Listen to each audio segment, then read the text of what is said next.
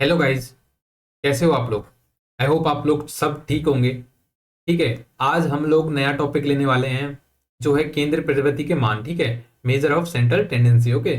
इसमें शुरुआत में हम इसमें दो लेक्चर आने वाले हैं। एक में हम मीन मीडियन मोड पढ़ेंगे, दूसरे में हम पढ़ेंगे पार्टीशन वैल्यू। ठीक है। पार्टीशन मतलब विभाजक, विभाजन की जो होती है ना, क्वार्टाइल, डेसाइल और परसेंटाइल, वो चीजें पढ़ेंगे। ठीक है। अभी हम शुरुआत करने वाले हैं मीन मीडियन एंड मोड के बारे में। तो जाने से पहले हम सबसे पहले देखेंगे कि इसमें हम पढ़ने क्या वाले हैं। ठीक है। तो क्या पढ़ने वाले हैं ये देखते हैं। इस अध्याय में हम निम्नलिखित विषयों का अध्ययन करेंगे। क्या क्या करेंगे? केंद्रीय प्रवृत्ति का अर्थ देखेंगे, इसकी आवश्यकता और उपयोग देखेंगे, जो केंद्रीय प्रवृत्ति के मुख्य मान है कौन कौन से, माध्य, माध्यिका और बहुलक। माध्य में तीन प्रकार के होते हैं, अंकगणित, ज्यामितीय और हार्मोनिक। ये चीजें हम सब आगे पढ़ने वाले हैं। ठीक है। मैं नॉर्मल बता रहा हूँ क्या क्या पढ़ने वाले हैं इसमें अभी। और फिर प्रत्येक मापक की विशेषताएं पढ़ेंगे, सूत्र पढ़ेंगे, विधियां पढ़ेंगे, तुलनात्मक अध्ययन करेंगे, इनकी आवश्यकता और महत्व पढ़ेंगे। ठीक है। तो अब शुरुआत करते हैं आंकड़ों के वर्गीकरण से। वैसे तो हमने ये टॉपिक पहले लिया हुआ है, आंकड़ों का वर्गीकरण, उसमें मैंने बताया भी था, लेकिन इसमें थोड़ा सा बेसिक देख लेते हैं। ठीक है। तो आंकड़ों का वर्गीकरण हम करते हैं तीन प्रकार से। एक तो व्यक्तिगत श्रेणी से, एक होती है असतत, और एक होती है सतत श्रेणी। ठीक है। तो व्यक्तिगत श्रेणी क्या होती है? मान लो आपको नंबर्स दे रखे हैं, 1 2 3 4 5, और फिर 5, फिर 6, फिर 7, फिर 8, ऐसे दिन नंबर दे रखे हैं हमको। ठीक है। तो ये जो नॉर्मल वे में लिख दिया ना हमने, ये तो हो जाती है व्यक्तिगत श्रेणी। ठीक है। लेकिन अब हमने ऐसे लिख दिया कि एक आ रहा है एक बार, जैसे 5 आ रहा है 2 बार, तो इसको एक सारणी के रूप में लिख देते हैं ना। जैसे कि एक्स और कितनी बार आ रहा है, फ्रीक्वेंसी कितनी बार है, जैसे एक आ रहा है एक बार, 5 आ रहा है 2 बार, तो वो हो जाती है असतत। ठीक है। आप एक बार नॉर्मल देख लीजिए, उसके बाद परिभाषाएं देख लेंगे। लेकिन यहाँ पे जैसे हमको जैसे नंबर दे रखे हैं 0 से 10, 10 से 20, तो ये वाली हो जाती है अपनी वर्गीकृत या फिर सतत श्रेणी। ठीक है। परिभाषा पढ़ लेते हैं व्यक्तिगत श्रेणी की। व्यक्तिगत श्रेणी वह श्रेणी होती है जिसमें प्रत्येक आंकड़ा व्यक्तिगत रूप से प्रस्तुत किया जाता है, इसमें किसी विशेष समूह का उपयोग नहीं होता। उदाहरण के लिए छात्रों के प्राप्तांक दे रखे हैं हमको 45, 48, 50, 52, 55। ठीक है। तो ये हो गई व्यक्तिगत श्रेणी। इसके बाद आती है अपनी असतत। जैसे हमको दे रखे हैं 45, 50, 55। 45 अंक कितने बार आ रहे हैं, कितने छात्रों के, दो के, तो फ्रीक्वेंसी दो। 50 कितने के, तीन के। 55 कितने के, तीन चार के। ठीक है। तो ये हो गई असतत। अब आते हैं हम सतत पे। सतत क्या होती है? जिसमें ये आ जाए 60 से 70। एक होती है इसमें लोअर लिमिट, एक होती है हायर लिमिट। जैसे इसमें देखेंगे तो एल कितना है 60, हायर हायर कितना है 70, तो लोअर हायर ये हो गया। ठीक है। तो जहां पे रेंज दी हो, अंक श्रेणी दी हो, तो वो आ जाती है अपनी सतत श्रेणी। अब सतत श्रेणी के बाद हम पढ़ेंगे कि सतत श्रेणी के दो प्रकार की होती है। सतत श्रेणी कैसे होती है? दो प्रकार की होती है। एक तो होती है अपनी समावेशी, और एक होती है अपवर्जी। तो हमको जो पढ़ते हैं हम लोग, वो पढ़ते हैं हम अपवर्जी। ठीक है। अगर हमको समावेशी दे रखी हो, तो उसको पहले हम अपवर्जी में बदलेंगे और पढ़ते हम अपवर्जी हैं। ठीक है। तो यहीं पे समझा देता हूं मैं आपको समावेशी होती क्या है। ठीक है। मान लो आपको आंकड़े ऐसे दे रखे हैं 0 से 9, फिर 10 से 19, फिर 20 से 29। तो ये जो ऐसे आंकड़े लिखे होते हैं ना, ये होती है समावेशी। ठीक है। लेकिन वही आंकड़े अगर हमको दे रखे हैं 0 से 10, 10 से 20, 20 से 30, तो ये हो जाती है अपनी अपवर्जी। क्या फर्क है इनमें, हम क्यों यूज करते हैं ये वाला, इसको कैसे कन्वर्ट करते हैं इस चीज में, तो वो चीज हम आगे समझते हैं। ठीक है, धीरे धीरे। तो अब पढ़ रहे हैं हम समावेशी और अपवर्जित विधि। ठीक है। समावेशी विधि की परिभाषा देख लेते हैं। इस विधि में किसी श्रेणी की ऊपरी सीमा अगली श्रेणी की निम्न सीमा में शामिल होती है। ठीक है। तो 0 से 9, 10 से 19। ठीक है। तो इसमें क्या हो गया, अब हमसे पूछेंगे 9 कौन से में शामिल है, तो 9 इसमें शामिल होगा। ठीक है। 0 से 9 दे रखा है, तो इसमें कितनी बार नंबर आता है, 5, 7, 8, 4। ठीक है। विशेषता क्या है इसकी, यहाँ 9 पहली श्रेणी में शामिल होगा, 19 दूसरी श्रेणी में शामिल होगा। और यह विधि अक्सर स्कूल मार्कशीट और जैसे आंकड़ों में प्रयोग की जाती है। ठीक है। अगला है अपवर्जित। ठीक है। इस विधि में किसी श्रेणी की ऊपरी सीमा अगली श्रेणी में की निम्न सीमा में शामिल होती है। अगर हमसे पूछ लेना है कि 10 किस में शामिल है, तो 10 भैया इसमें शामिल नहीं होगा, 10 इसमें शामिल होता है। अपवर्जी में ऐसा होता है। अगर यहाँ पे 0 से 9 है, तो 9 अगर ऐसे पूछ ले 0 9 कितने में, तो 9 इसमें शामिल होगा। वहीं अगर इसमें पूछे कि 10 किस में है, तो 10 इसमें शामिल होगा, बजाय इसके। ठीक है। तो इसमें क्या है विशेषता इसकी, यहाँ 10 पहली श्रेणी 0 से 10 में शामिल नहीं होगा, बल्कि दूसरी श्रेणी 10 से 20 का हिस्सा होगा। इसका उपयोग अक्सर वैज्ञानिक और वित्तीय आंकड़ों में किया जाता है। अब देखो भैया कन्वर्ट कैसे करते हैं चीजों को। अगर हमको समावेशी दे रखी है तो अपवर्ती में कैसे कन्वर्ट करेंगे, ठीक है, वो चीज मैं आपको बताता हूँ आगे। समावेशी को अपवर्जित विधि में परिवर्तित करना, ठीक है। तो समावेशी विधि को अपवर्जित में परिवर्तित करने के लिए हर श्रेणी की ऊपरी सीमा में 0.5 जोड़ते हैं और निम्न सीमा में से 0.5 घटाते हैं, ठीक है। जैसे 0 से 9 दे रखा है हमको, तो 0 से 9 में अपन पहले 5 घटा देंगे 0.5 और इसमें 9.5 जोड़ देंगे, मतलब 0.5 जोड़ देंगे। ऐसे इसमें 9.5 हो जाएगा, इसमें 19.5 हो जाएगा, ठीक है। इसमें 19.5 हो जाएगा, इसमें 29.5 हो जाएगा, ठीक है। तो ऐसे हम लोग इसको बदलते हैं। अगर आपको समझ में नहीं आया कैसे बदलते हैं तो ऐसे देख लो। इन दोनों को जोड़ा हमने, 10 + 9 बटे 2 कर दो, तो ये आ गया 9.5। तो ये 9.5 हो जाएगा, -0.5 से 9.5। कितने का अंतर है? 10 का अंतर है, ठीक है। तो प्रत्येक नियम क्या है इसका? प्रत्येक श्रेणी की ऊपरी सीमा में 0.5 जोड़ें, प्रत्येक श्रेणी की निम्न सीमा में 0.5 घटाएं, ठीक है। इस प्रकार समावेशी श्रेणी को आसानी से अपवर्जित विधि में परिवर्तित किया जा सकता है, ठीक है। आई होप आप लोगों को ये चीजें समझ में आ चुकी होंगी। अब चलते हैं हम लोग आगे, ठीक है। अब शुरुआत करते हैं हम केंद्रीय प्रवृत्ति के मापक, जो अपना टॉपिक है, ठीक है। तो केंद्रीय प्रवृत्ति के मापक में दो होते हैं, दो माध्य होते हैं, दो टाइप के माध्य होते हैं। एक होते हैं गणितीय माध्य, एक होते हैं स्थिति माध्य। तो पहले इनका मतलब ही समझ लेते हैं कि गणितीय माध्य क्यों बोलते हैं इनको और स्थिति माध्य क्यों बोलते हैं इनको। तो माध्य का हम लोग, आपको देखो थोड़ा रफ आइडिया होगा, जैसे 1 2 3 और 31 दे रखा है और फिर दे रखा है 35। हमसे पूछा माध्यिका कौन सी है इसकी, तो हमने मिडिल लगा दिया, ठीक है। वहीं हमसे इसका माध्य पूछा, सबको जोड़ के हम डिवाइड कर देंगे उससे कितने संख्या है, ठीक है। तो स्थिति माध्य में क्या, अगर यहाँ पे जैसे 35 की जगह 50 लिख दिया हमने, तो भैया माध्यिका इसमें यही रहेगी, बहुलक भी जो चीज ज्यादा आएगी ना वही रहेगा। तो माध्यिका और बहुलक ऐसे हैं जिनमें आप आगे पीछे कितने मान चेंज कर दो, कितना ही बड़ा मान लिख लो, उससे फर्क नहीं पड़ता है, समझ रहे हो।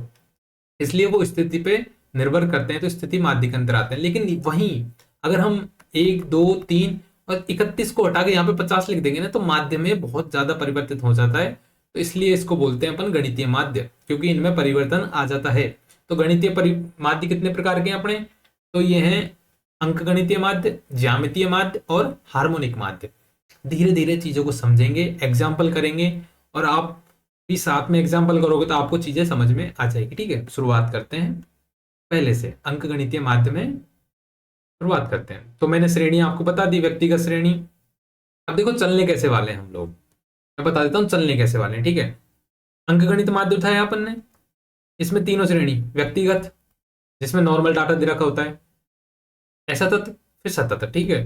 तीनों के लिए पढ़ेंगे ये वाला। ऐसे माध्यिका तीनों के लिए पढ़ेंगे, ऐसे मोड 3 लोगों के लिए पढ़ेंगे, तीनों के लिए पढ़ेंगे, ठीक है। तो यही चैप्टर है बस, और आपको एक एक एग्जाम्पल मिलेगा, आप सीख जाओगे चीजों को, ठीक है। शुरुआत करते हैं पहले से, अंकगणित माध्य के व्यक्तिगत श्रेणी की बात करते हैं, ठीक है। इसको आप पढ़ लेना, मैं बता देता हूँ कैसे निकालते हैं इसको, एग्जाम्पल से समझा देता हूँ, आप समझ में आ जाओगे। 10 20 30 दे रखा है, इसका सूत्र होता है आंकड़ों का योग बटे आंकड़ों की संख्या, या फिर बोल सकते हैं राशियों का योग बटे राशियों की संख्या, ठीक है। तो योग कितना हो जाएगा इसका, 10 + 20 + 30 कितना हो गया, 60, कितना है, बटे 3 = 20। तो एवरेज जैसे निकालते हैं वैसे इसको निकालते हैं अंकगणितीय माध्य को, इसको अपन डिनोट करते हैं x बार से, ठीक है। तो ये चीज आप पढ़ ली, इसके कुल आंकड़ों की संख्या से विभाजित किया जाता है, जहां पे x प्रत्येक आंकड़ा है और ये कुल आंकड़ों की संख्या है, समेशन ऑफ x/n। ओके, समझ में आ गया होगा आपको, ठीक है। अगला पढ़ते हैं ऐसा तत्व श्रेणी के लिए, ठीक है। ऐसा तत्व श्रेणी में क्या दे रखा है, x दे रखा है, f दे रखा है। तो इसका क्या करते हैं, हमको क्वेश्चन ऐसे मिलेगा, x दे रखा होगा, f दे रखा होगा, तो इसमें इसका फॉर्मूला होता है am = समेशन ऑफ, उसमें क्या था, x था अपॉन कितना था, उसमें n था, जितनी संख्या है। इसमें इसका फॉर्मूला होता है summation of fx upon summation of f। f क्या भैया, फ्रीक्वेंसी। मान लो 10 2 बार आ रहा है, 30 3 बार, 20 3 बार आ रहा है, 30 1 बार आ रहा है, तो टोटल कितने बार आ रहे हैं, 6 बार आ रहे हैं। ऊपर क्या हो जाएगा इनका योग, 10 10 2 बार आ रहा है तो कितना हो जाएगा, 20, f × x कर दिया, तो ये लिख दिया fx 20 60 30, इनको जोड़ेंगे तो कितना आ जाएगा, 110। जब इसमें अपन इसका am निकालेंगे तो वो आ जाएगा 18.33, ठीक है। ये हो गया असतत श्रेणी। अब पढ़ते हैं हम लोग सतत श्रेणी के बारे में। तो इसमें क्या करते हैं, मान लो ये क्वेश्चन दे रखा है हमको, इतना इतना क्वेश्चन दे रखा है हमको, ठीक है, इतना। तो इसमें शुरुआत में क्या करते हैं हम, 0 से 10 है, 10 से 20 है, 20 से 30 है। सेम फॉर्मूला है इसका, summation of F F into M बटे summation of F. Summation of F तो आपको पता है, फ्रीक्वेंसी का योग। इसमें क्या करते हैं, अपन को पता नहीं है भैया, इसमें सेम वही फॉर्मूला है पिछले वाले जैसा। इसमें क्या करते हैं हम लोग, मिडल पॉइंट ले लेते हैं इनका, 10+0/2, 20+10/2, तो मिडल पॉइंट आ गया अपना एम, मिडल। तो 5, 15, 25, इसको इससे गुणा कर देंगे, एफ इंटू एम, तो एफ एम ये आ जाएगा, ये आ जाएगा। तो इसका फॉर्मूला लगा देंगे, 25+105+200 बटे टोटल कितनी फ्रीक्वेंसी है, 5+7+8 मतलब 20। तो इसका आंसर आ जाएगा 16.5। तो ये हो गई अपनी शुरुआत में मीन की बात, मतलब अपने माध्य की बातें। अब इसमें दो प्रकार की विधियां हैं, एक है कल्पित विधि और एक प्रकार की होती है अपनी पद विचलन विधि। ठीक है, कल्पित विधि आपको मैं समझा देता हूं, आपको आती है चीजें। मान लो अपन को दे रखा है, नंबर दे रखा है 10, 20, 30, इसके लिए तो देख लेते हैं कल्पित विधि है ना। इसमें क्या करते हैं, इसका फॉर्मूला AM=A+∑D/n। तो इसको मैं कल्पित विधि से सॉल्व करता हूँ। शुरुआत में हमने मान लिया कल्पित विधि में, मान लिया इसका 20, हमने मान लिया भैया ए इसका 20 है। तो इसको क्या करते हैं, 10 में से भी घटाते हैं, 10-20, 20 में से भी घटाते हैं 20 को, और 30 में से भी घटाते हैं 20 को। तो नया मान कितना आ गया, -10, 0 और 10। ठीक है, तो इसका कितना आएगा, मीन कितना आएगा, -10 + 0 + 10 अपॉन संख्या कितनी है, 3। तो ये तो कितना आ गया, 0 आ गया। लेकिन हमने क्या कर रखा है, पहले से हमने ए मान रखा है, मतलब माध्य कितना मान रखा है, 20। तो इसका फॉर्मूला होता है ए प्लस वो समेशन ऑफ जो नया जो आंकड़े आए ना उनका योग बटे संख्या। ठीक है, तो जैसे ये एग्जाम्पल नया वाला देख लेते हैं, इससे आपको समझ में आ गया होगा, लेकिन अभी इसको देख लेते हैं कैसी की है चीजें। कल्पित मान माना है अपने 20, डी कितना हो गया, -10, 0, 10, इसमें से घटा दिया 20 को। ठीक है, तो समेशन ऑफ डी कितना आ गया, 0। फॉर्मूला लगा दिया, A equal to summation of AM equal to A+∑D/n। तो कितना आ गया, 20 + 0.3 मतलब 20 आ गया आंसर। ठीक है, ये व्यक्तिगत श्रेणी के लिए हो गया। समझते रहे हो आप, हम लोगों ने क्या किया है, जो चीज इनमें से घटाई है ना उसको जोड़ दिया आगे, बस ये किया है। ए माना हमने, ए को सब संख्याओं में से घटा दिया, लेकिन जब हम माध्य निकाल रहे हैं तो उसी ए को हम जोड़ देंगे लास्ट में। ठीक है, अब दूसरा है असतत श्रेणी। ठीक है, इसमें भी आप लोग इसको देख लो, इसको देख लो। हम क्या करेंगे, मान लिया हमने इसको 20 मान लिया। ठीक है, अब हम इसमें चीज निकालते हैं, डी। डी क्या होता है, x-a। इसमें से 20 को घटाया कितना आ जाएगा, -10। इसमें से 20 को घटाया कितना आ जाएगा, 0। इसमें से 20 को घटाया कितना आ जाएगा, 10। अब उसमें क्या फॉर्मूला था, summation of f into x, इसमें f इंटू डी हो जाएगा upon summation of f into D कितना हो जाएगा, तो -20 हो जाएगा, क्योंकि -10 आ गया ये वाला ना, घटा दिया तो -20 + 0 + 0 + 10, और टोटल कितना है, 6। तो ये आ जाएगा अपना -10/6। अब अपन को ए भी तो जोड़ना है, तो ए कितना माना है हमने, ए माना है 20 माना है, तो ये आ जाएगा अपना 18.33 के आसपास। ठीक है, आई होप आप लोगों को चीजें समझ में आई होंगी। आप देख सकते हो सॉल्यूशन मैंने लिखा हुआ है, वैसे भी नॉर्मल सी चीजें आप समझ लोगे। ठीक है, और कौन सी क्या चीज है वो सब कुछ लिखा हुआ है। ये समेशन ऑफ एफ कुल बारंबारता है, एफ बारंबारता है, डी क्या है, ए क्या है। ठीक है, अगर चाहो तो स्क्रीनशॉट ले सकते हो। ठीक है, अब तीसरा है सतत श्रेणी। सतत श्रेणी में क्या है, इसमें वही है, मिडिल पॉइंट निकालेंगे पहले हम लोग। पहले श्रेणी दे रखी है, एफ दे रखी है, एम दे रखा है। नॉर्मल हम लोग क्या करते थे कि भैया एफ इंटू एम कर देते थे और टोटल एफ का भाग दे देते थे। ठीक है, लेकिन जब अगर अपन को संख्या दे रखी भाई 1999, 92,000, तो तब यूज होता है। ठीक है, ये हर किसी क्वेश्चन में यूज नहीं होता। जैसे क्वेश्चन बहुत बड़ा दे रखा है ना कि भाई नहीं हो पाएगा, ऐसे गुणा नहीं हो पाएगा, तो उसमें अपन कल्पित माध्यम मान के करते हैं चीजें। तो इसमें भी अपन एक काम करते हैं कि इसमें 15 को मान लेते हैं। ठीक है, मीन मतलब कल्पित माध्य मान लेते हैं। ए बराबर मान लिया हमने 15। ठीक है, इन्होंने तो वैसे 10 मान लिया, 10 जरूरी नहीं है कि इसमें वही चीज माने हम लोग। ठीक है, इन्होंने जैसे इसमें 20 मान लिया। ठीक है, हम लोग 15 से भी कर सकते हैं इसको, मान लो 15 से घटा दे, कुछ भी मान सकते हैं। बस ये है कि आपको ए लास्ट में जोड़ना होगा। इसमें 20 से करा है, आप इसको देख लोगे, मैं इसको 15 से करता हूँ। ठीक है, -15 कितना आ जाएगा, -10, 0, 10, तो 10 into 5 equal to 50 plus 0 plus 80 बटे टोटल कितना है 20। तो कितना हो जाएगा ए प्लस, अच्छा ये -50, ओके, -10 इंटू 5 हो गया ना, -50, तो ये कितना हो जाएगा 30/20। तो मतलब ए प्लस 1.5, ए कितना माना है, अच्छा मैंने 15 माना है ना, 15 प्लस 1.5 मतलब 16.5। आप देख सकते हो इससे भी वही आंसर है, इससे भी वही आंसर है। तो आप करो कुछ भी मान लो ए की जगह, मतलब ए अपन को ऐसा मानना है जो सबसे इजीली हो जाए। जैसे मैं तो -15 मानूंगा क्योंकि मतलब मेरा तो 0 हो जाएगा एक पद, तो मुझे इजी हो जाएगा, इसलिए मैं, आप कुछ भी मान सकते हो, ठीक है। अब अपन आगे चलते हैं पद विचलन विधि पे। भाई पद विचलन क्या है, तो उसमें देखो अपन ने यहां तक तो कर लिया, ए कल्पित माध्य मान लिया, लेकिन फिर भी वैल्यू बड़ी आ रही तो हम क्या करते हैं, उसमें भाग दे देते हैं। जैसे मान लो कोई कॉमन है, जैसे इसमें डी तक तो हमने निकाल लिया, अब इसमें हमने भाग दिया 5 का, क्योंकि 5 का सब में जा रहा, 5 का भाग दे दिया। अब लास्ट में जब अपन करेंगे ना यू से गुणा इसको, एफ को, तो देखो कितना कमा रहा है, -15 -7 माइनस +3। तो देखो मैं फॉर्मूला फिर से समझाता हूँ। फॉर्मूला पिछला क्या था, A plus summation of F into U था, इस एफ इंटू डी था, इसमें एफ इंटू यू ले लेते हैं, अपॉन समेशन ऑफ एफ। इसमें क्या करते हैं, जैसे हमने उसमें से घटाया ना तो प्लस करते हैं, इसमें हमने भाग दिया तो हम इसमें गुणा कर देंगे, ठीक है, इंटू सी, जिससे हमने इसमें भाग दिया, ठीक है। तो देख सकते हो आप पूरा सॉल्यूशन दे रखा है। ए हमने इसमें 20 मान लिया, ये चीजें आई गई एफ यू, अब इसमें फॉर्मूला लगा दो बस, समेशन ऑफ एफ यू कितना हो जाएगा, -14/20 इंटू 5, तो यही 16.5 आएगा। तो ए एम तो वही आएगा, चाहे आप कोई से भी तरीके से लगा लो, बस आपको ये चीजें पता होनी चाहिए कि पद विचलन क्या होती है, कल्पित माध्य क्या होता है। आपकी जो एग्जाम में क्वेश्चन पूछेंगे ना वो इतना बड़ा नहीं पूछेंगे, नॉर्मल पूछेंगे, तो बस ये पता होना चाहिए कि भाई पद विचलन ये होता है, माध्य की एक विधि है माध्य निकालने की, ठीक है।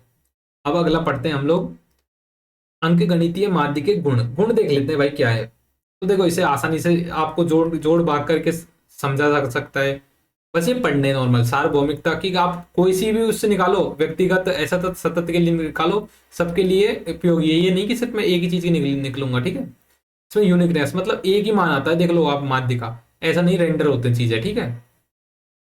जैसे मान लो 2 3 4 4 5 5 6, तो इसमें बहुलक के 2 मान आ गए, 4 और 5 बराबर बार आ रहे ना, तो मतलब इसमें रेंडर नहीं, इसमें एक ही मान आता है, ठीक है। इसमें समानता क्या है भाई, आंकड़ों में प्रत्येक मान को समान महत्व दिया जाता है। इसकी उपयोगिता क्या है, सांख्यिकी मापक मानक विचलन में इसका उपयोग किया जाता है। संगतता क्या है, कंसिस्टेंसी क्या है इसकी, नए आंकड़े जोड़ने पर आसानी से पुनः गणना किया जा सकता है। पारदर्शिता है कि भाई आंकड़ों पर सभी मानों पर ध्यान रख के निष्पक्ष परिणाम प्राप्त होता है। इसके दोष क्या है, दोष में मैं आपको इंपॉर्टेंट बताता हूँ क्या है। देखो जब बड़े मान जब ऐड कर देते हैं तो इसमें बहुत प्रभावित हो जाता है ये, ठीक है। और इसकी कोई व्यवहारिकता नहीं है, क्योंकि दशमलव जैसे बहुत ज्यादा आ गया, पॉइंट पॉइंट पॉइंट आता ही गया, मतलब 3 3 3 3 3 3, तो दशमलव में मान होता है ना, तब इसकी व्यवहारिक नहीं लगता है चीज, ठीक है।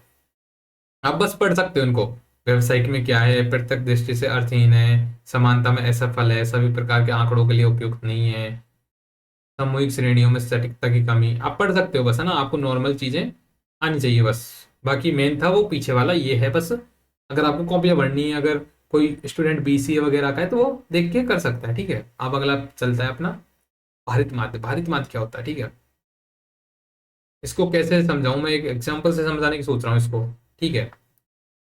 हमको दे रखे हैं भाई, इसमें इसका फॉर्मूला होता है वही, इसको इससे गुणा करेंगे, W into x, W into x, W into x upon में समेशन ऑफ डब्ल्यू कर देते हैं, ठीक है। भारित माध्य का ये फॉर्मूला होता है।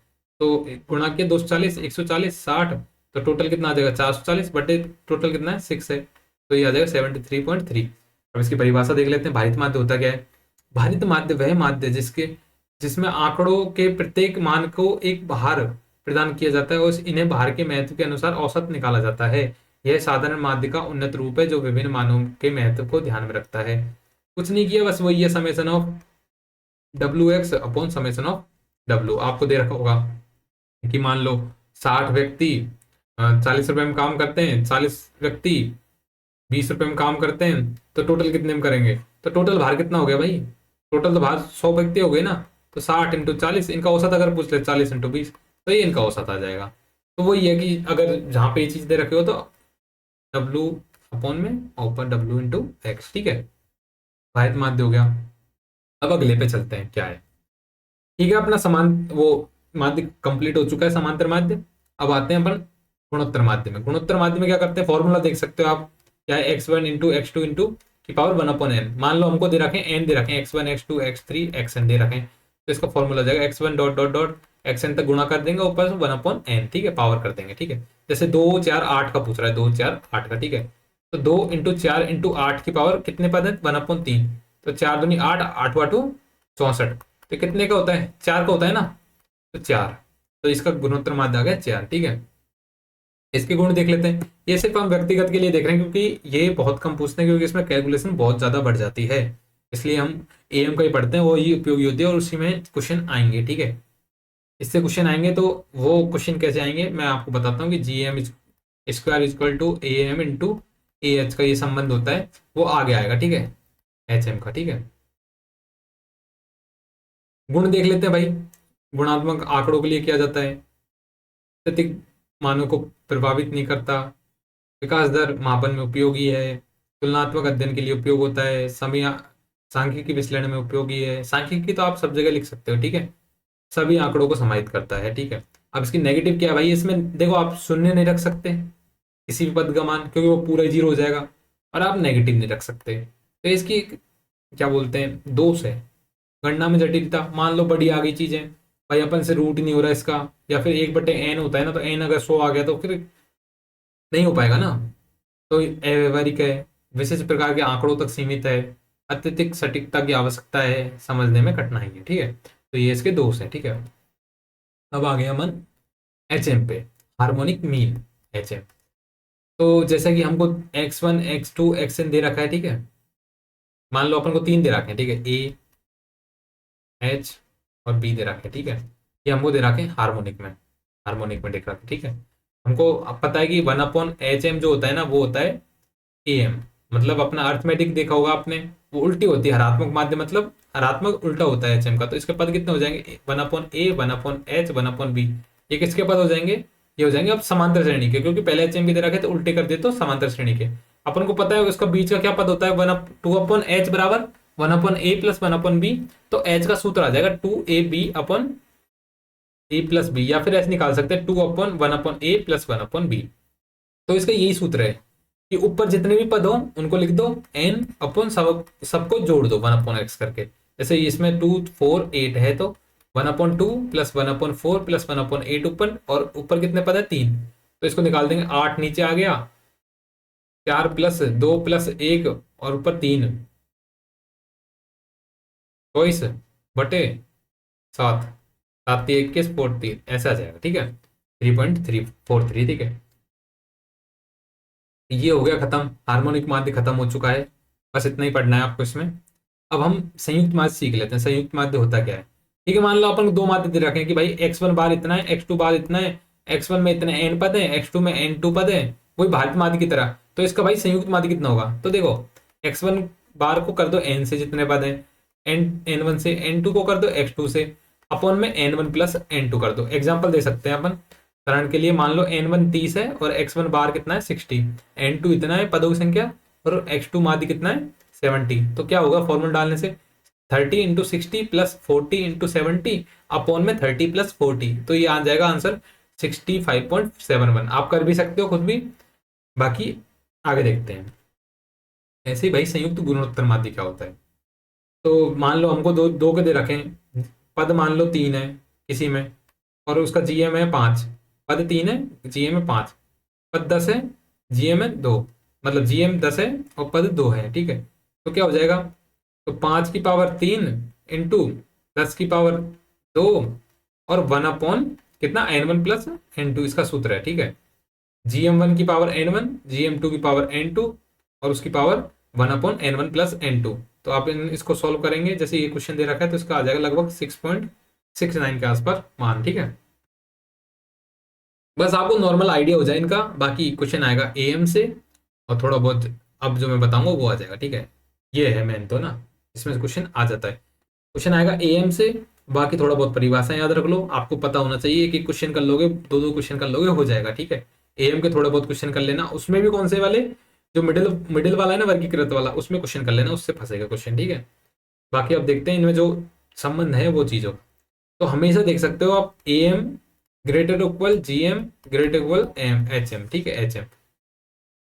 ये होता है इसका एक तो, कि हमेशा जो होता है ना, समांतर माध्य ज्यादा बड़ा होता है, फिर गुणोत्तर माध्य, फिर हरात्मक माध्य, ठीक है। अब इसका रूल है कि जी स्क्वायर का, देखो जी स्क्वायर का रूल क्या होता है, जी स्क्वायर बराबर ए इंटू एच होता है। कैसे निकाला इसका थोड़ा सा देख लेते हैं। जैसे मैंने बताया 2ab अपॉन ए प्लस बी आ रहा था उसका, और वो क्या था अपना एच एम था, ठीक है। तो ये क्या हो गया, A B plus A B by two कितना हो गया, ये तो ए एम हो गया नीचे तो। और रूट ए बी होता है, क्या होता है root A B, root A B होता है जी का स्क्वायर कर दो बराबर एच एम। तो जी स्क्वायर बराबर कितना हो गया, A M into H M, तो ऐसे आता है ये, ठीक है। आपको मैंने बता दिया कैसे आता है, बाकी आप याद रख सकते हो सीधा, G equal to A into M H, ठीक है। अगला देखते हैं। अब वो चीजें अपनी हो चुकी है, गणितीय माध्य सारे खत्म हो चुके हैं। अब आते हैं हम स्थिति माध्य पे, जो कि ज्यादा इंपॉर्टेंट पड़ता है, क्योंकि माध्यिकाएं बहुलक आप लोगों में से काफी कम लोगों को आती होंगी, और आती होंगी तो बहुत अच्छी बात है, और बाकी इसमें क्वेश्चन है, आप क्वेश्चन की प्रैक्टिस कर सकते हो, ठीक है। हम लोग चलते हैं आगे। स्थिति माध्य, सबसे पहला है माध्यिका, दूसरा है बहुलक, ठीक है। माध्यिका को खत्म करते हैं शुरुआत में। माध्यिका वह मान होता है जो किसी समूह को बराबर भागों में बांटता है, दो बराबर भागों में बांटता है। आंकड़ों के आधे मान इससे छोटे होते हैं तथा आधे मान इससे बड़े होते हैं, ठीक है। माध्यिका के लिए मैंने बताया था आपको क्या करना है, शुरुआत में हम व्यक्तिगत श्रेणी की निकालेंगे, फिर असतत श्रेणी की निकालेंगे, फिर हम सतत श्रेणी के लिए निकाल लेंगे, ठीक है। तो अपना माध्यिका बस ये इतना ही है। सबसे पहले व्यक्तिगत क्या होती है, एक दो तीन चार पांच, मान लो पांच पद है। पांच पद है तो क्या होता है, पांच प्लस एक बटे दो, तीसरा पद जो होता है ना, जैसे तीन है तो ये हो जाएगी माध्यिका। मान लो सम आ गए, एक दो तीन चार आ गए, ठीक है। तो कितना हो जाएगा इसका आधा, एक तो इसमें होता है एन बाई टू वा पद plus N by two plus one वा पद, पद अपॉन में टू, जो होता है इसका मान होता है माध्यिका का, ठीक है। एग्जाम्पल से करते हैं, नहीं समझ में आया तो एग्जाम्पल में आपको पक्का समझ में आ जाएगा। उदाहरण, जब अपन को दे रखे होंगे विषम नंबर 10 20 30 40 50, सबसे पहले तो पहला जो काम करेंगे हम लोग, इनको आंकड़ों को बढ़ते हुए क्रम में रखेंगे। मान लो 20 आगे होगा ना, तो 20 को ऐसे 10 20 30 40, सबसे पहले यही काम है कि सबको बढ़ते हुए क्रम में लिखना है, ठीक है। दूसरा काम क्या है, इसकी एन संख्या गिन ली, कितने हैं, पांच है। इसमें एक जोड़ के N plus one by two करके जो भी टर्म आ रही है, तीसरा पद आ रहा है, वही इसकी माध्यिका का मान होगा, ठीक है। अगर ये सम आ जाए, जैसे 10 20 30 40 आ जाए, तो भाई चार पद है। अब अपन चार प्लस वन बाई टू तो नहीं निकाल सकते, साढ़े पांच नहीं, ढाई पद, ढाई पद ही क्या होता है, ढाई पद कुछ नहीं होता ना। तो इसमें क्या करते हैं, हम एन बाई टू वा पद और उससे अगला पद को जोड़ के और दो का भाग देते हैं ना, जो उनका औसत होता है वो उसकी माध्यिका कहलाती है। जैसे 20 हो गया, फिर 30 हो गया, अपन में दो कर लिया तो कितना आ गया, 25। तो इसकी माध्यिका कितनी होगी, 25, ओके। हमने व्यक्तिगत के लिए देख लिया, तो हम देख रहे हैं ऐसा तत्व के लिए। ऐसा तत्व के लिए कैसे देखेंगे, मान लो हम, मैं बताता हूँ इसको, क्वेश्चन को करके देखते हैं। हमको वही है कि n plus one by to का मान निकालना होता है हमें, ठीक है। अगर उससे ज्यादा है तो हम लोग उससे अगला वाला ले लेते हैं, ठीक है। इसमें जब असतत के लिए करते हैं तो हम एक संचयी बारंबारता का ग्राफ बनाते हैं, साइड में एक कॉलम बनाते हैं, ठीक है। इसमें कैसे करते हैं, संचयी बारंबारता कैसे निकालते हैं, तो दो के सामने दो रख दो। अब जो यहाँ पे ऐड करोगे ना, इसको तीन को ऐड कर दो दो में, कितना आ जाएगा, पाँच। पाँच को ऐड को कर दो चार में, कितना आ जाएगा, नौ। नौ को ऐड कर दो एक में, कितना आ जाएगा, 10। तो टोटल कितना हो गया, वैसे भी आप सम ऑफ फ्रीक्वेंसी देखोगे तो कितना आ जाएगा, 10। हम क्या करेंगे, 10/2 करेंगे, जो मान होगा ना पांचवा मान, पांचवा पद वही होगा। अगर मान लो पांचवा पद कहाँ से, दो से ठीक बड़ा कौन सा है, दो, और पांच में से पांच कहाँ आ रहा है, पांच यहाँ पे आ रहा है ना, तो पांचवा पद कितना हो जाएगा, 20, ठीक है। 20 हो गया ना पांचवा पद, और छठवा पद कितना आ रहा है, यहाँ पे आ रहा है, ठीक है। तो हमने क्या किया था पिछले में, जैसे पांचवा पद आ गया, लेकिन इसमें क्या करेंगे, देखो जैसे पांच,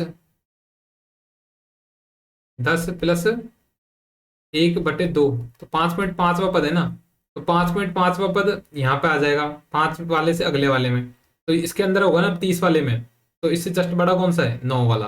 तो ये इसकी माध्यिका हो जाएगी 30, ठीक है, समझ रहे हो। तो ये 30 इसकी माध्यिका हो गई। अगला देखते हैं सतत श्रेणी के लिए। सतत श्रेणी के लिए एक फॉर्मूला होता है L plus n/2 minus C F upon F into H. देखो कैसे करते हैं इसको, क्वेश्चन को मैं इस क्वेश्चन को करके बताता हूँ। ये सी एफ तो आपको लिखना सीख गए होंगे, 4 + 6 10, 10 + 5 15, 15 + 3 18। अब मैं बताता हूँ एल क्या है। सबसे पहले हम इसका निकालेंगे माध्य का वर्ग कौन सा है, ठीक है। तो 18+1/2 19/2 कौन सा मान हो गया अपना, हो गया ये। अच्छा 18 है ना, 18/2 तो नवा मान हो गया, नवा मान, ठीक है। 9 तो इसमें 9 कहाँ आ रही है, तो 9 तो इसमें आ रही है। 9 से जस्ट बड़ा जो इसका जो होता है ना, वो तो होता है माध्य का वर्ग। 9 से जस्ट बड़ा वर्ग कौन सा, 10 से 20 वाले पद को ले लेंगे अपन। 10 से 20 वाला पद कितना हो जाएगा अपना, एल कितना हो जाएगा 10, लोअर लिमिट कितनी हो जाएगी 10, n/2 कितना है 10/2, मतलब 18/2 कितना हो गया 9। माइनस सी एफ क्या होता है, इससे जस्ट ऊपर वाली बारंबारता, ठीक है। मतलब सी एफ जो होता है ना, इससे जस्ट ऊपर वाली संचयी बारंबारता, ठीक है। तो -4 अपन फ्रीक्वेंसी क्या है, इनके बीच में क्लास इंटरवल कितने का है 10 का है इंटू। अच्छा फ्रीक्वेंसी क्या है, फ्रीक्वेंसी तो इसकी 6 होगी, ठीक है। और एच क्या है, इसका क्लास इंटरवल हो गया। फ्रीक्वेंसी 6 कौन सी होगी, अपन को सिर्फ ये ले लेना है इसमें, ये वाला वर्ग ले लेना है, ये वाला, ठीक है। 6 10 और ये इससे मतलब है अपन को, ठीक है।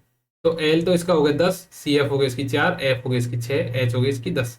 तो 10 + 9 - 4/6 इंटू 10, तो ये 18.33 हो जाएगा इसका मान, ठीक है, सतत श्रेणी के लिए।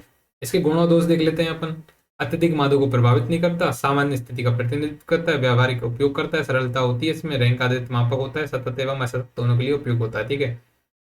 तो इसमें क्या होता है, केंद्रीय माध्य दिखाता है और समूह को 2 बराबर भागों में विभाजित करता है। इसमें छोटे व बड़े मान माध्यिका को प्रभावित नहीं करते, ठीक है। ये 2 इंपॉर्टेंट है इसके लिए। दोष क्या है, इसमें गणना में कठिनाई होती है, सभी आंकड़ों का उपयोग नहीं करता, सम ग्रुपिंग में त्रुटि आती है, त्रुटि आती है, आंकड़ों के वितरण का सही प्रतिनिधित्व नहीं करता, गुणात्मक आंकड़ों के लिए अनुपयुक्त है, और संभावित वर्ग के चयन में कठिनाई जैसे होती है, ठीक है। अब दूसरा है मोड। मोड भी उसकी तरह ही है, ठीक है। व्यक्तिगत श्रेणी में तो आप पहचान लोगे, मैं बता देता हूँ उसकी परिभाषा से आपको पता लग जाएगा। मोड वह मान है जो किसी आंकड़ों के समूह में सबसे अधिक बार आता है, ठीक है, सबसे अधिक बार, जैसे 10 20 30 40। इसमें 20 कितनी बार आया, 2 बार, तो इसका मोड कितना हो जाएगा 20, ठीक है। अब जैसे असतत श्रेणी के लिए जिसमें फ्रीक्वेंसी सबसे ज्यादा होता वही उसका मोड हो जाता है। इसमें 5 में सबसे ज्यादा फ्रीक्वेंसी है 5, तो किसकी है 20 की, तो इसका मोड ये हो जाएगा, ठीक है। अगला चलते हैं सतत श्रेणी के लिए। सतत श्रेणी के लिए फॉर्मूला है L plus F1 minus F0 upon 2F1 minus F0 minus F2 into H. H तो आपको मैंने बता दिया क्लास इंटरवल है। एल क्या है, एल इसमें उसमें क्या थी, लो लिमिट थी किसकी, जो अपन ने मान माना था ना, इसमें सबसे मान कौन सा है 7 है। 7 को अपन हाईलाइट कर देंगे, इसके सामने वाले उसको क्लास इंटरवल को हाईलाइट कर देंगे। इसमें एल हो जाएगा 10, तो 10 प्लस F1 क्या हो जाएगा, F1 इसको मानेंगे F0 ऊपर वाला, F2 नीचे वाला।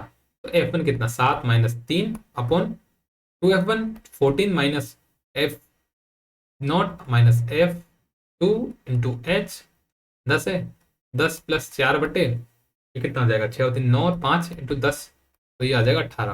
तो इसका मोड हो जाएगा 18। हमेशा देखोगे मोड उसी के बीच में आएगा, 10 से 20 के बीच में आएगा, क्योंकि ये 7 सबसे ज्यादा इसमें आ रहा है इसलिए, ठीक है। बहुलक के गुण क्या है, सबसे अधिक बार आने वाला मान है, यह आंकड़ों को सबसे अधिक आने वाला मान है जो व्यवहारिक दृष्टिकोण से उपयोगी है, सरलता होती है इसको निकालने में, अत्यधिक मानों को प्रभावित नहीं करता, और गुणात्मक आंकड़ों के लिए उपयुक्त है, सामान्य स्थिति का प्रतिनिधित्व करता है, सतत और असतत दोनों के लिए लागू होता है। दोष क्या है, सभी आंकड़ों का उपयोग नहीं है इसमें, मतलब 1 2 2 3, अब पीछे कुछ भी आ जाए एक बार, लेकिन 2 अगर ज्यादा बार आ रहे तो पीछे वाला उसको मतलब ही नहीं है ना, जितनी बार भी आओ अस्पष्टता रहती है, गणना में जटिल रहता है, और प्रभावशीलता की कमी रहती है, वितरण पर निर्भर रहता है, और व्यावसायिक उपयोग में सीमित है, ठीक है। अब इनके बीच में संबंध देख लेते हैं। एक सूत्र होता है mode equal to 3 median minus 2 mean, तो मतलब बहुलक बराबर 3 माध्यिका माइनस 2 माध्य, ये इसका फॉर्मूला है, ठीक है। और ये आप फॉर्मूला याद रख लेना, इससे क्वेश्चन हो जाएंगे। अब हम देखते हैं भैया असममित वितरण के संबंध, ठीक है। अगर झुकाव सकारात्मक झुकाव है, सकारात्मक, ठीक है, सकारात्मक झुकाव है। तो सकारात्मक झुकाव में क्या होता है, देखो ऐसे होता है, मोड यहाँ पे हो गया, मीन यहाँ है, मीडियन हमेशा बीच में रहेगा, मीडियन, ठीक है, इधर मीडियन है, इधर मोड है। सकारात्मक क्या होता है कि मोड कम होता है, मीन ज्यादा होता है।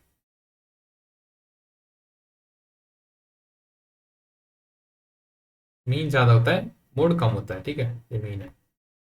और जो नकारात्मक होता है उसमें क्या होता है, मोड ज्यादा होता है और मीन कम होता है, ठीक है। बस ये आपको याद रखना है, मैंने लिख रखा है। आई होप इसमें राइटिंग सही नहीं आ रही होगी, लेकिन आप इसमें से पढ़ सकते हो, इन चीज़ों को याद कर सकते हो। इसमें से क्वेश्चन ज़्यादातर पूछे जाते हैं, पिछले साल शायद 2 क्वेश्चन पूछे गए थे इसी चीज़ पे, दोनों दोनों दे दिए थे, ठीक है। समान वितरण में तीनों समान होते हैं, ठीक है। उदाहरण के लिए इसका फॉर्मूला है ना, उसको देख लेते हैं। मोड बराबर डी मीडियन माइनस 2 मीन, ठीक है। देख लो आंकड़े दे रखे हैं, आप मीन निकाल सकते हो, मीडियन निकाल सकते हो, मोड हमको पता है 9 है। जब इसकी जांच करेंगे ना तो लगभग लगभग मान समान आएगा, ठीक है, मोड का। तो ऐसे संबंध की जांच कर सकते हैं। Thank you. ये हमारा मीन, मोड, मीडियन कंप्लीट हो चुका है। इसको पढ़ लो बस, इसके बाहर कोई सवाल नहीं जाने वाला। इसमें जो भी सवाल है उन सबको देख लो, इसके अलावा कुछ सवाल बाहर नहीं जाने वाला, ठीक है। Thank you.